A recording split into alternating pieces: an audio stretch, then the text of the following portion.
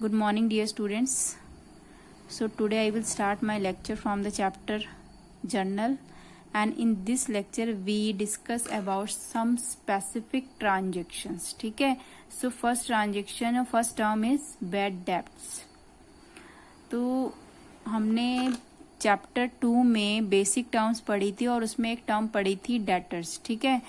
तो जिन कस्टमर्स को या जिन लोगों को फर्म उधार या क्रेडिट में सेल करती है तो उनको हम क्या, उस पर्सन को क्या बोला जाता है, डेटर. ठीक है.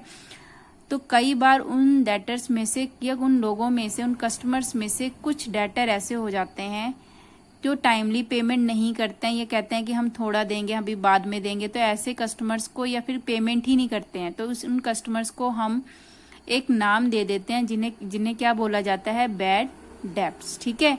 अब क्या होता है, इफ एन अमाउंट से of credit sale is not recovered, जो जिन लोगों को भी हमने क्रेडिट सेल किया है अगर वो नॉट रिकवरेबल होते हैं, रिकवर नहीं होते, मिलने लायक, प्राप्त होने लायक नहीं होते, और या फिर पार्शियली उसमें से कुछ, जैसे 10,000 हमें लेने थे, 10,000 में से सिर्फ 50%, 5,000 ही पे की है, then the amount is not recoverable. और जितनी अमाउंट वो नहीं पे करते हैं उस टर्म को क्या बोला जाता है, उन डेटर्स को क्या बोला जाता है, बैड डेब्ट्स. ठीक है. तो बिजनेस पॉइंट ऑफ व्यू से हम बहुत सारी ट्रांजेक्शन्स को कर रहे हैं, और कहाँ कर रहे हैं, रिकॉर्ड अपने जर्नल में. ठीक है. तो बैड डेट्स भी, जब भी कंडीशन बैड डेट्स की आती है तो उसको भी अपनी बुक्स ऑफ अकाउंट में रिकॉर्ड करना होता है. ठीक है. तो ये ऐसे लोग जिन्होंने टाइमली पेमेंट नहीं करी है या मना कर रहे हैं, उन लोगों को, उन डेटर्स को क्या बोला जाता है, बैड डेब्ट्स. तो जब भी आपको क्वेश्चन के अंदर बैड डेट्स गिवन होगा तो आपको ट्रांजेक्शन कैसे करनी है, कैसे ट्रांजेक्शन करनी है, तो आपको नॉर्मली क्या होता है, एंट्री गिवन होगी. पहले तो मैं आपको एंट्री बता देती हूँ, इसकी जर्नल एंट्री क्या होगी, इसकी जर्नल एंट्री आपको कैसे करनी है. ठीक है. फिर क्वेश्चन लेते हैं. तो जर्नल एंट्री कई बार क्या होता है, फुल अमाउंट इज नॉट, पहली कंडीशन क्या है, full amount is not recoverable.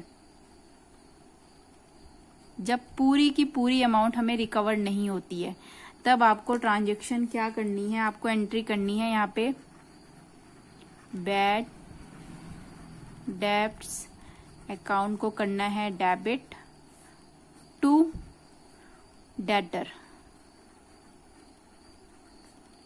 अब डेटर यहाँ पे अगर कोई पर्सन का नाम दिया हुआ है तो राम, श्याम, मोहन, क्वेश्चन के अंदर अगर नाम भी दिया हो तो आप उस नाम को लिखोगे, नहीं गिवन है तो आप डेटर लिखोगे. तो आपकी एंट्री क्या होगी, bad debts account debit to debtor. Account word use नहीं किया क्योंकि पर्सनल अकाउंट है. ठीक है. उसके बाद ये तो थी फुल अमाउंट की एंट्री. ठीक है. अगर हमें if partially amount, if partially amount is recovered, अगर पार्शियली अमाउंट रिकवर हो जाती है तब हमारी एंट्री में ये कंडीशंस आएंगी आपको क्वेश्चन के अंदर कि आपको कैसे करनी है. ठीक है. आपको क्वेश्चन गिवन होगा तो आपको एंट्री कैसे करनी है. ठीक है. तो आपको यहाँ पे एंट्री करनी है, सबसे पहले चीज तो बैड डेब्ट्स अकाउंट, जैसे हमने पहली वाली एंट्री में किया था, क्योंकि ये कंडीशन, ये मैंने अब आपको बताया था कि किसी कस्टमर से 10,000 लेने हैं. ठीक है. और उस कस्टमर ने 5,000 तो दे दिया और 5,000 मना कर रहा है, मैं नहीं दे पाऊंगा, या आनाकानी कर रहा है, दे ही नहीं रहा पेश, तो उनको हम बैड डेट्स मान लेते हैं. तो जो पेमेंट नहीं कर रहा है उस वाली अमाउंट को डालना है आपको बैड डेट्स के अंदर, और जो कैश में पेमेंट, वो जो पेमेंट कर रहा है उसको कहाँ डालना है, कैश अकाउंट के जस्ट सामने लिखना है आपको. ठीक है. और यहाँ पे क्या लिखोगे, वही सेम टर्म, क्या, जिससे पैसा आ रहा है, किससे आ रहा है, डेटर से आ रहा है. तो बैड डेट जितना पैसा नहीं दे रहा है विथ नॉट पेइंग अमाउंट, और यहाँ पे जो अमाउंट वो कैश में पे कर रहा है. ठीक है. तो ये आपकी एंट्री है. अब एक एंट्री लेके चलते हैं. एंट्री क्या लेते हैं हम यहाँ पे, मैं एंट्री ले रही हूँ यहाँ पे रुपीस, एक जनरल एंट्री है, एक एग्जाम्पल लेते हैं हम यहाँ पे।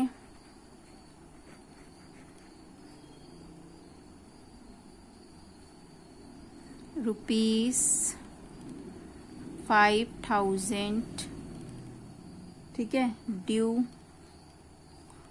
फ्रॉम सीता आर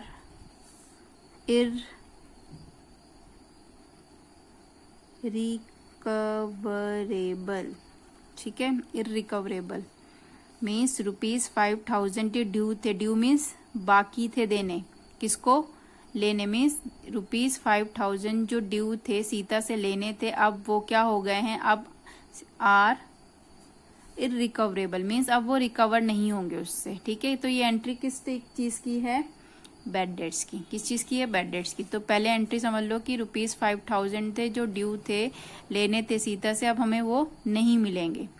तो आपको इसकी जनरल एंट्री क्या करनी है, इसकी जनरल एंट्री क्या करोगे आप, सिंपल, आप क्या करोगे, बैड डेब्ट्स अकाउंट को क्या करोगे आप, डेबिट टू, यहाँ पे डेटर की जगह क्या लिख देना है आपको, सीता, कितनी अमाउंट से, 5,000 यहाँ पे लिख देना और 5,000 आपको यहाँ पे लिख देना, ठीक है।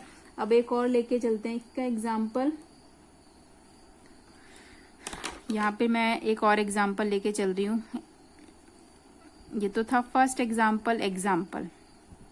अब यहाँ पे एक नरेशन भी लिखनी होती है, तो नरेशन बता दूं क्या होगी नरेशन। यहाँ पे बीइंग वर्ड से स्टार्ट करना, being bad debts return of, क्या एंट्री करनी है, being bad debts return of, ये आपको एंट्री करनी है जब आप बैड डेट्स की एंट्री करोगे। 5,000 ड्यू थे सीता से, तो हमने बैड डेट्स को कर दिया डेबिट और सीता को क्या कर दिया, क्रेडिट।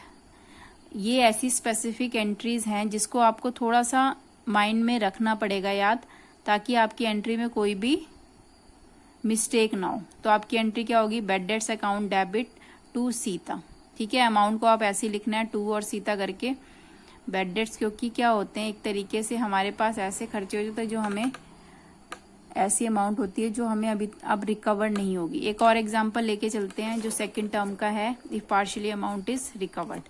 तो यहाँ पे मैं एग्जांपल ले रही हूँ, एग्जांपल ले रहे हैं, सोहन इज डिक्लेयर्ड इंसॉल्वेंट, ठीक है। Sohan is declared insolvent, received from his official receiver 60 पैसा in a rupee on a debt of ₹10,000, ठीक है। ये आपकी एंट्री है। तो पहले एंट्री को समझते हैं। Sohan is declared insolvent, insolvent का मीनिंग क्या होता है, दिवालिया या कंगाल हो जाना। क्या मीनिंग होता है, तो कई बार क्या हम आप सुनते भी होंगे, कोई पर्सन दिवालिया हो गया, कंगाल हो गया, तो अब उस मीन्स उसके पास कुछ भी पैसा बचा नहीं है, तो उस पर्सन को बोला जाता है इंसॉल्वेंट, ठीक है। मीन्स उसको जो पेमेंट करनी है वो पेमेंट करने लायक नहीं रहा, जो भी उसकी देनदारी है, ठीक है। तो वो डिक्लेयर इंसॉल्वेंट मान लिया गया है, और उससे receive from his official receiver का मीनिंग ये है, अब उससे जितना भी अमाउंट रिसीव करना है उसमें से केवल 60% ही रिसीव। अब जैसे हम मान के चल रहे हैं, 1 रुपीज में 100 पैसे होते हैं ना, तो यहाँ पे 60 पैसे और 1 रुपी में कंफ्यूज होने की जरूरत नहीं है आप लोगों को। 60 पैसा इन अ रुपी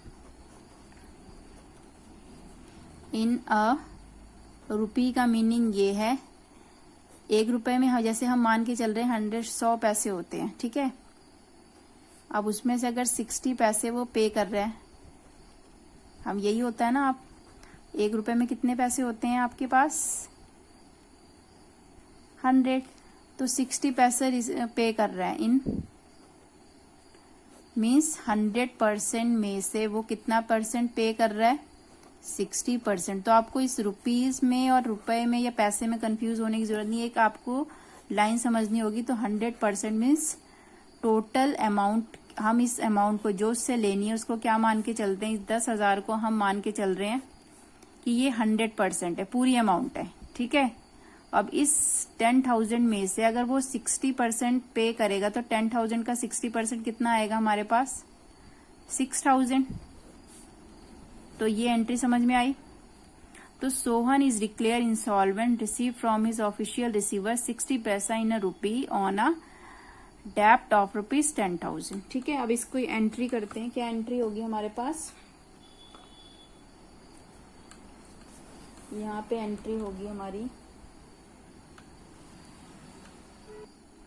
चलिए अब इसकी एंट्री हम करेंगे। जर्नलाइज इसको कैसे करना है, क्योंकि सोहन डिक्लेयर इंसॉल्वेंट हो गया। अब मैंने ऑलरेडी सॉल्व कर लिया आपको एक्सप्लेन करके, तो आपको एंट्री डायरेक्ट करनी है। सबसे पहली चीज तो लिखनी है आपको बैड डेब्ट्स। कितने हैं bad debts, bad debts account को क्या करना है आपको, डेबिट। अब वो 6,000 ही पे कर रहा है। दूसरी टर्म क्या है, कैश अकाउंट। अब 6,000 वो पे कर रहा है, ये चीज समझ में आई। लिखना क्या होता है, कौन पर्सन नहीं पे कर रहा है, डेटर कौन है, सोहन। ठीक है, तो यहाँ आपको क्या लिखना है, bad debts account, cash account with 6,000 to Sohan. कितने लेने थे, 10,000, और 4,000 जो इसका रिमेनिंग बैलेंस हो गया उसे क्या मान लिया, बैड डेब्ट्स। अब क्या लिखोगे आप, नरेशन क्या लिखोगे, being the cash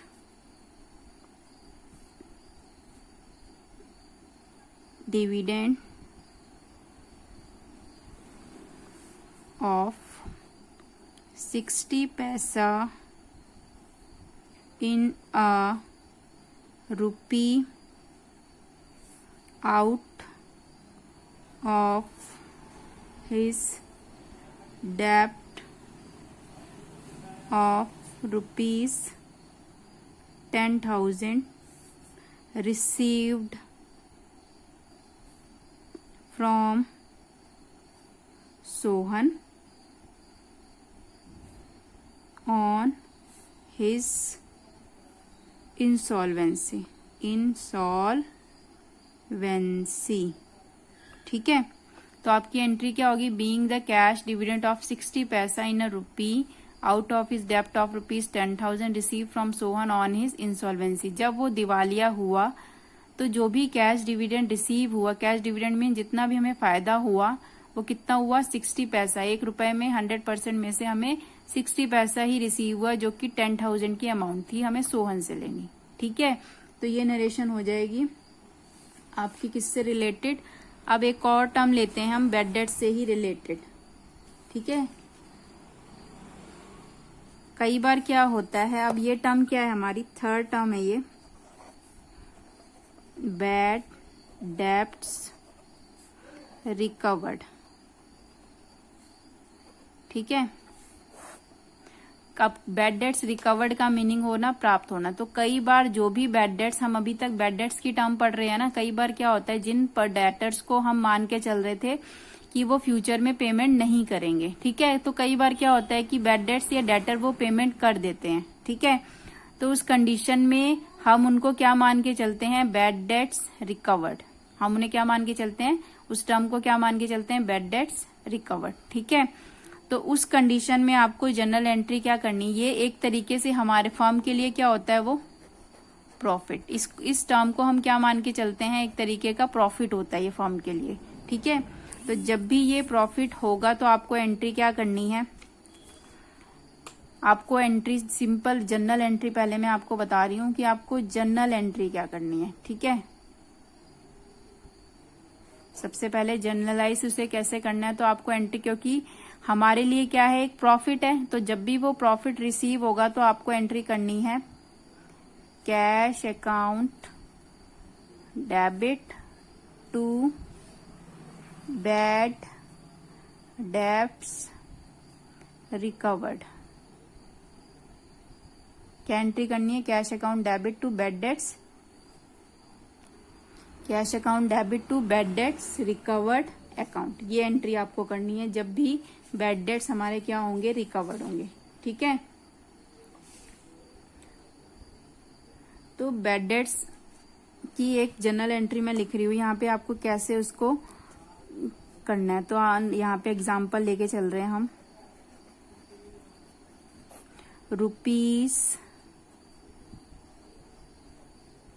₹2000 previously written as bad debts, now it recovered. ₹2000 previously written as bad debts, now it recovered. कि 2000 ऐसे आपको ट्रांजेक्शन क्वेश्चन के अंदर आपको इस टाइप से लिखा हुआ आएगा, या किसी और लैंग्वेज में भी आ सकता है, लेकिन आपको ऐसे आएगा कि आप इजिली उसे समझ लो कि किस टाइप से आपकी ट्रांजेक्शन है। ठीक है, तो ₹2000 previously return as bad debts, 2000 आपने प्रीवियसली बैड डेट्स मान लिया था, अब वो रिकवर्ड हो जाएंगे, वो प्राप्त हो जाएंगे। तो उसकी एंट्री आपको कैसे करनी है, एंट्री मैं बता रही हूँ यहाँ पे। देखिए, ₹2000 जैसे मैंने आपको बताया, आपको कैश अकाउंट को करना है डेबिट, और जितना पैसा रिकवर्ड हो रहा है, बैड डेट्स आपको रिकवर्ड वर्ड भी साथ में लगाना है, आपको सिर्फ बैड डेट्स नहीं लिखना है, क्योंकि बैड डेट्स रिकवर्ड और बैड डेट्स दोनों ही अलग टर्म है। जो रिकवर्ड होता है वो एक तरीके का रेवेन्यू होता है। तो आपको एंट्री क्या करनी है, cash account debit to bad debts recovered account. ठीक है, कितनी अमाउंट से कितना रिकवर्ड हो रहा है हमें इस क्वेश्चन के अकॉर्डिंग, 2000। यहाँ पे भी आप क्या लिखोगे, 2000।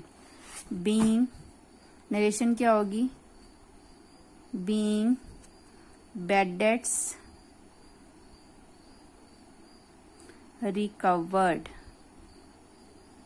ठीक है, ये एंट्री हो जाएगी आपकी। अब एक और लेते हैं ट्रांजेक्शन। ठीक है, ये भी थोड़ी स्पेसिफिक टाइप की ही है। क्या ट्रांजेक्शन है वो मैं बताती हूँ। सबसे पहले लेते हैं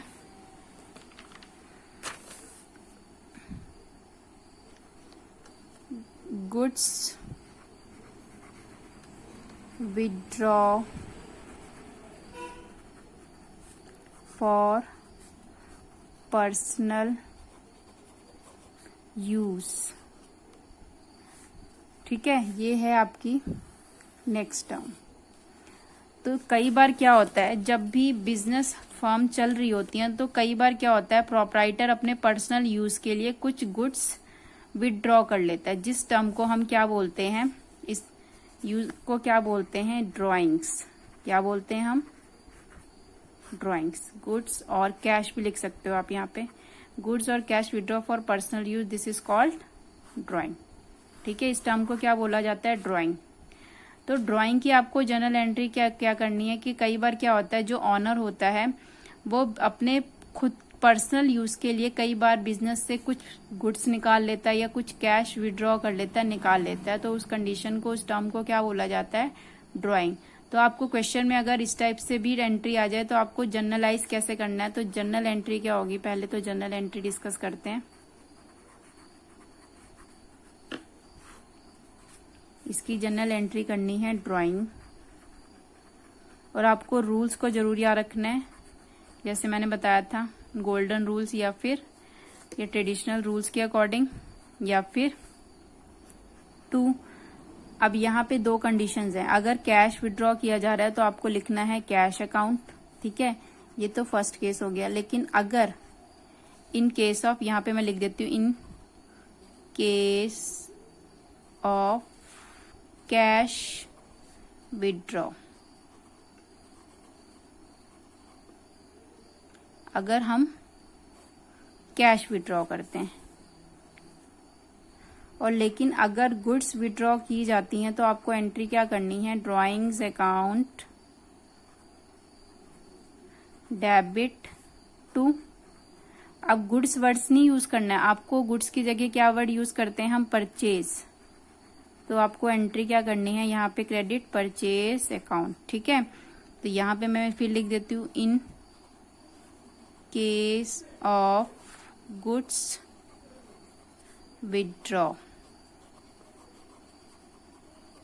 ठीक है। अगर कैश विड्रॉ किया जा रहा है तो अब आपको एंट्री करनी है drawings account debit to cash account, और लेकिन अगर गुड्स विड्रॉ की जा रही है तो आपको एंट्री क्या करनी है, drawings account debit to purchase account, ठीक है। अब आपको नॉर्मली कैसे लिखा हुआ आएगा, मैं जनरल एंड एक एग्जांपल लेते हैं। Goods withdraw for personal use by proprietor. अब प्रोप्राइटर किसको, ₹1000। अब गुड्स विड्रॉ की गई हैं यहाँ पे, तो हम यहाँ पे सेकंड वाली एंट्री को फॉलो करेंगे कि गुड्स विड्रॉ करी गई हैं, पर्सनल यूज के लिए करी गई हैं, और कितने की करी गई हैं। प्रोप्राइटर बोला जाता है ऑनर को, मालिक को, ठीक है। तो जब भी मालिक फर्म से पैसा निकालता है तो आपकी एंट्री क्या होती है, आपको एंट्री करनी है ड्राइंग हमेशा ही, क्योंकि इसका डेबिट बैलेंस होता है, आप इसको डेबिट साइड ही रखोगे, ठीक है। तो ड्राइंग अकाउंट डेबिट टू, यहाँ पे क्या लिख देंगे हम, परचेज। रूल के अकॉर्डिंग ड्राइंग क्या है, एक पर्सनल अकाउंट है, ठीक है। ड्राइंग क्या है, एक पर्सनल अकाउंट है, that's why we debit the receiver, ठीक है। और परचेज क्या है, एक रेवेन्यू अकाउंट है, debit all expenses and losses and credit all incomes and gain. तो ये एक तरीके की क्या है, परचेज अकाउंट क्या है हमारा, जब भी ड्राइंग की जाती है तो ड्राइंग को हम क्या करते हैं, हमेशा ही बस ये याद रखना, हमारा ड्राइंग हमेशा ही डेबिट होगा, ठीक है। तो ड्राइंग एक पर्सनल अकाउंट है और जो परचेज अकाउंट है वो नॉमिनल अकाउंट है, तो यहाँ पे नॉमिनल अकाउंट का रूल फॉलो हो रहा है, ठीक है। तो आपको एंट्री क्या कर देनी है, यहाँ पे 1000 और यहाँ पे भी क्या लिखना है, 1000। अब नरेशन क्या होगी, being goods withdraw for personal use, ठीक है। ये एंट्री हो जाएगी आपकी, ठीक है। अब लिखते हैं हम नेक्स्ट टर्म है यहाँ पे 5th, goods given as charity.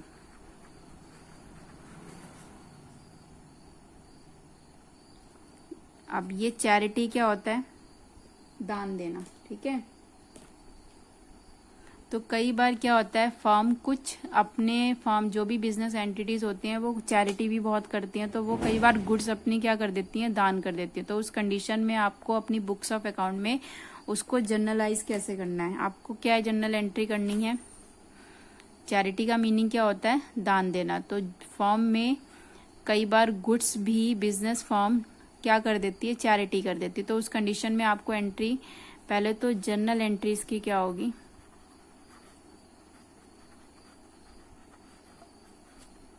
आपको एंट्री करनी है चैरिटी अकाउंट डेबिट टू, क्या एंट्री करनी है, चैरिटी अकाउंट डेबिट। अब यहाँ पे क्या गुड्स दान जा रही हैं हमारे पास, फर्म क्या दे रही है, गुड्स दे रही हैं, तो गुड्स को ही जगह हम वर्ड यूज करते हैं परचेज। क्या वर्ड यूज करते हैं, आपको गुड्स नहीं लिखना, आपको लिखना है परचेज। तो इसकी जनरल एंट्री क्या होती है, चैरिटी अकाउंट को करना है डेबिट टू परचेज अकाउंट, ठीक है। अब नरेशन क्या होगी इसकी, being goods given as charity, being goods given as charity. अब इसकी एक एंट्री लेते हैं हम,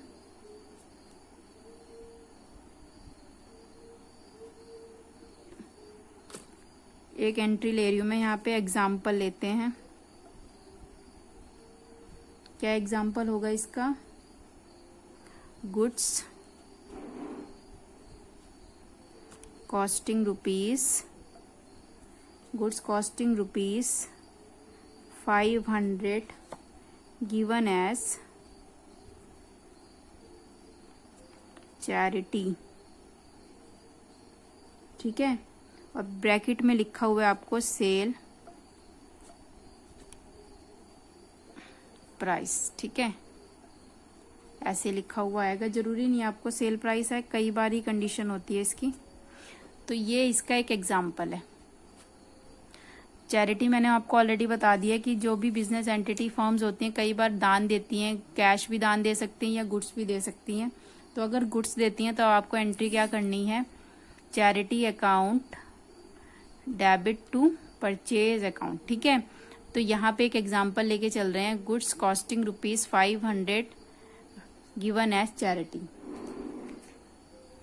गुड्स जिनकी कॉस्ट कितनी है? 500 गिवन एज चैरिटी, उसको दान दे दिया गया है। ठीक है, और ब्रैकेट में लिखा हुआ है सेल प्राइस, और उनका सेल प्राइस कितना है? 600। तो आपको उसकी एंट्री अपनी बुक्स ऑफ अकाउंट में कैसे करनी है? ठीक है, पहली चीज हम समझ लेते हैं कि अगर आपको क्वेश्चन ऐसा दिया हुआ है और ब्रैकेट में सेल प्राइस दिया होगा और कोई चीज जैसे नॉर्मली है, मैं अपनी बिजनेस से किसी को दान दे रही हूँ तो मैं कुछ सेल नहीं कर रही हूँ। अगर मैं सेल करती हूँ तो मैं अपने प्रॉफिट को कैलकुलेट करूंगी, लेकिन यहाँ पे जो गुड्स दी जा रही हैं वो दान दी जा रही हैं। तो जब हम उसकी अपनी बुक्स ऑफ अकाउंट में जनरल एंट्री करेंगे तो आपको कॉस्ट प्राइस पे ही उसको एंट्री करनी है, उसको सेल प्राइस को आपको अपनी बुक्स ऑफ अकाउंट में नहीं लेना है। ठीक है, आप एंट्री क्या करोगे? गुड कॉस्टिंग रुपी जैसे 500 है कॉस्ट, उस कॉस्ट प्राइस पे भी आप अपनी जनरल एंट्री को करोगे, और सेल्स प्राइस जो है उसको आप क्या करोगे? Ignore, because this goods given as charity. ठीक है, अब इसकी जनरल एंट्री देख लेते हैं। क्या जनरल एंट्री होगी हमारी? किसको डेबिट करना है? चैरिटी अकाउंट डेबिट टू, क्या दिया जा रहा है दान में? परचेज। गुड्स तो नहीं यूज करना है, परचेज की जगह आप क्या यूज करोगे? Purchase word. Charity account debit to purchase account, तब आपकी एंट्री क्या होगी? यहाँ पे कितना दान दिया जा रहा है? हमने दान दिया है 500 का। जैसे यहाँ पे सेल प्राइस, कॉस्ट प्राइस है 500, सेल प्राइस 600, तो आपको इसको इग्नोर करना है। सेल प्राइस को आपको कौन सी अमाउंट लेनी है? 500 की। 500 से डेबिट करोगे और 500 से ही क्या करोगे आप? क्रेडिट। ठीक है, तो आपकी एंट्री क्या होगी? 500 और यहाँ पे नरेशन क्या होगी? Being goods given as charity. ठीक है, एंट्री क्या करोगे? Being goods given as charity, कि जो गुड्स थी हमने एज ए चैरिटी दान में दी है। ठीक है, अमाउंट आ जाएगी आपकी 500। ठीक है, अब एक और ले लेते हैं हम यहाँ पे 6th concept, distribution of goods as sample.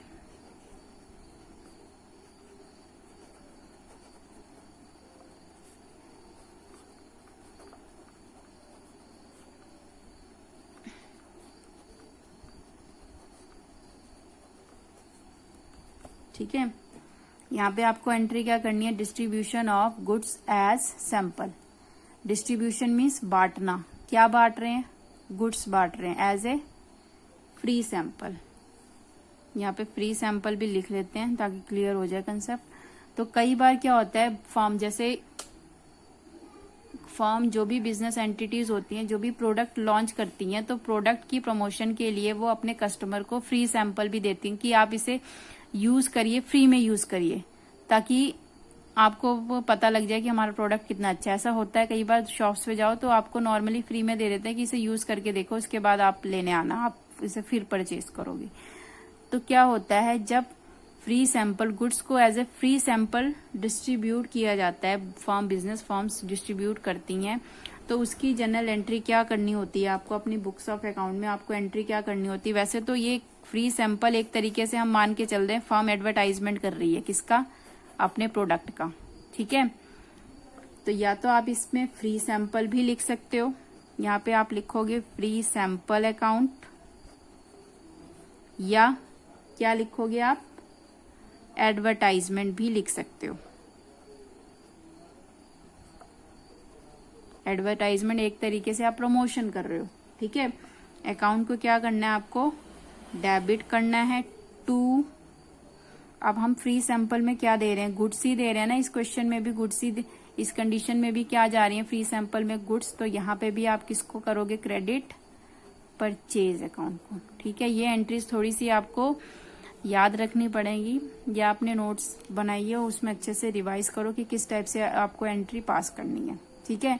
तो फ्री सैंपल और ये एडवर्टाइजमेंट अकाउंट को करना है डेबिट टू परचेज अकाउंट, ठीक है। ये एंट्री आपको करनी है। अब मैं एक न्यूमेरिकल या फिर एक वो लेते हैं हम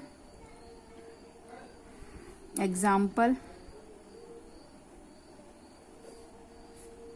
रुपीस, अब मैं यहाँ पे मैं एक एग्जाम्पल ले रही हूँ। रुपीस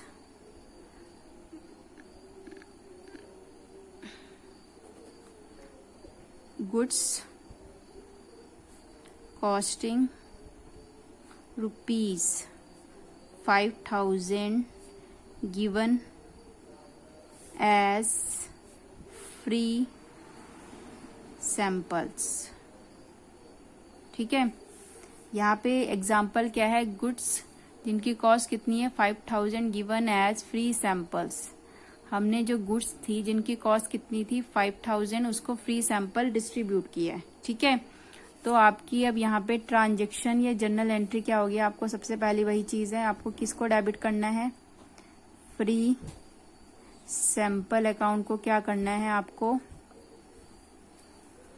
फ्री सैंपल, या फिर आप फ्री सैंपल ही लिखते हैं। फ्री सैंपल अकाउंट को करना है डेबिट टू परचेज अकाउंट, ठीक है। हमारे पास यहाँ पे अमाउंट कितनी थी? 5,000, और यहाँ पे भी कितनी हो गया? 5,000, ठीक है। तो एग्जाम्पल क्या हो जाएगा? Goods costing rupees 5,000 given as free samples. Goods जिनकी कॉस्ट कितनी थी? 5,000, हमने फ्री सैंपल में डिस्ट्रीब्यूट करी। तो आपकी एंट्री क्या होगी? Free sample account 5,000 to purchase being goods given as free samples. तो यहाँ एंट्री क्या होगी? Free sample account debit to purchase account. Free sample को करना है डेबिट टू परचेज अकाउंट। तो कितनी गुड्स हैं हमारे पास? यहाँ नरेशन क्या होगी? बीइंग वर्ड से ही आप स्टार्ट करते हो, being goods given as free sample, ठीक है। तो इस एंट्री को आप इस टाइप से करोगे। परचेज वर्ड ही यूज करना है, गुड्स वर्ड यूज नहीं करना है, ठीक है। आज के लिए बस इतना ही। नेक्स्ट लेक्चर में we will discuss some other journal entries of this chapter. I hope जितनी भी एंट्रीज मैंने आपको बताई हैं वो अच्छे से सभी बच्चों को समझ में आ गई होंगी। Do practice. Thank you so much.